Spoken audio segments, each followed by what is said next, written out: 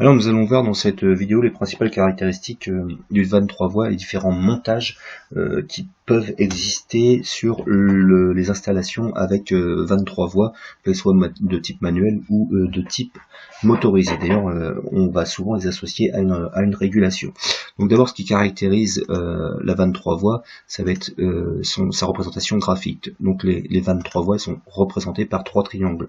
Alors la particularité aussi, c'est qu'on a 2 triangles ici qui sont en noir et un triangle en blanc. Donc le triangle en noir, en fait, les deux triangles en noir vont indiquer les débits qui vont être variables et le triangle en blanc va indiquer le débit qui va être constant. En l'occurrence là, le débit qui vient d'ici plus le débit qui vient d'ici va être égal au débit total d'ici. D'accord? Donc on donne une définition à tout ça. Une 23 voies est un organe de réglage conçu pour être placé entre deux circuits. Un circuit à débit constant et un circuit à débit variable.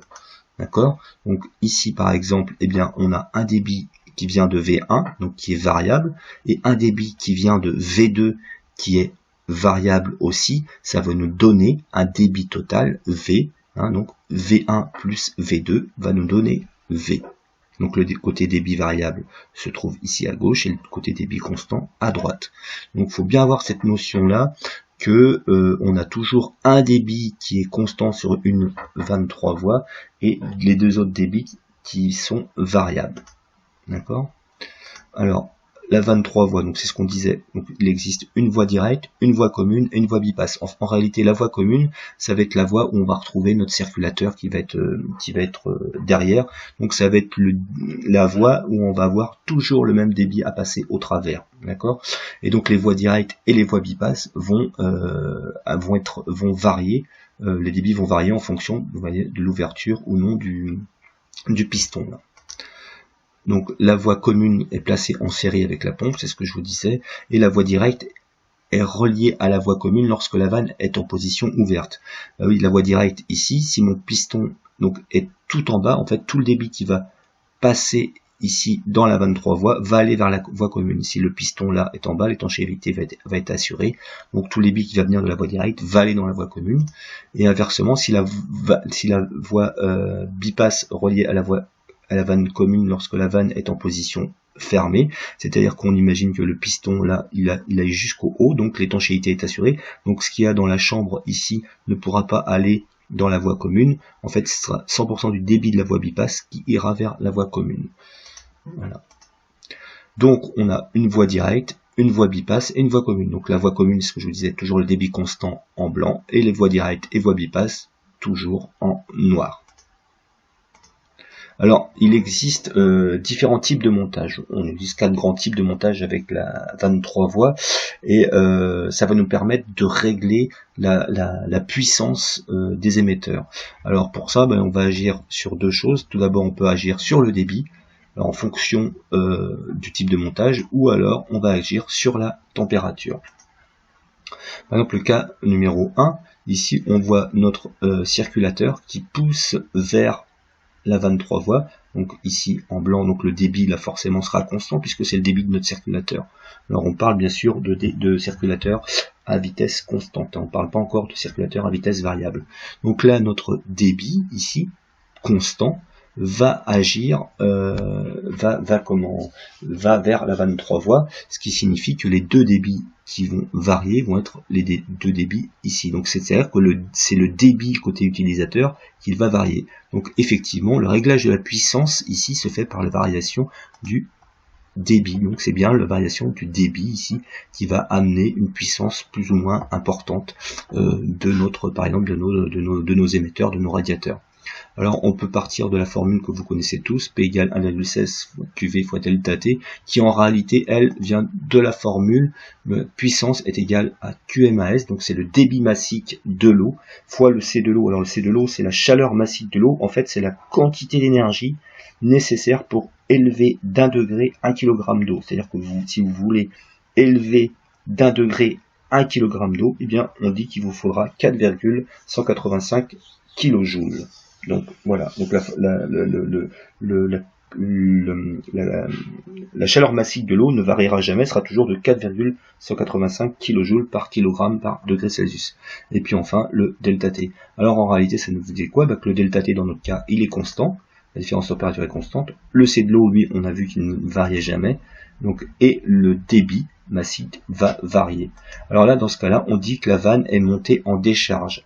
Vanne en répartition diviseuse. Donc ça c'est le premier cas. On dit que la vanne est montée en décharge. On voit que en réalité les débits là, en fait, ils se déchargent d'un côté et de l'autre. Alors ensuite le cas numéro 2, eh bien on a cette fois-ci la vanne 3 voies qui est mise sur le retour de notre installation. Donc on voit ici que le débit qui va être constant, ça va être celui-ci, donc celui en blanc. Le débit constant va être celui qui se trouve en blanc. Ça signifie quoi? Ça veut dire que le débit qui va passer au travers de l'utilisateur, donc de l'émetteur, va varier. Alors là, le réglage de la puissance se fait par variation de débit, encore une fois. Donc, toujours en partant de la formule que vous connaissez tous, P, la puissance est égale à 1,16 fois QV fois le ΔT pour l'eau. Hein. Donc je rappelle qu'il vient de la formule P égale QM, donc le débit massique, fois le C de l'eau, qui est la chaleur massique de l'eau, hein, donc de 4,185 kJ par kg degrés Celsius, qui ne variera donc elle jamais, qui ne peut pas varier, et fois le ΔT. Donc le ΔT, on a dit qu'il restait constant, forcément, hein, ΔT reste constant. Le C de l'eau reste aussi constant, et le débit donc va varier. Donc c'est bien le débit ici qui va varier. Alors là, cette fois-ci, on dit que la vanne est montée en décharge, c'est toujours la même chose, mais décharge inversée, d'accord? Vanne en mélange. Ensuite, on va passer sur le type de montage numéro 3. Alors là, on voit en fait notre débit constant qui va être côté utilisateur, donc côté émetteur. Alors on sait que les deux débits qui vont varier vont être ceux-là. Alors ça, c'est ce qu'on va rencontrer le plus communément dans les chaufferies. Hein. Donc, eh bien là, on sait que le réglage de la puissance va se faire par variation de température. Effectivement, la température ici dans notre débit dans notre tronçon ici va varier en fonction du pourcentage de débit qui vont venir de ce tronçon là et de celui-ci.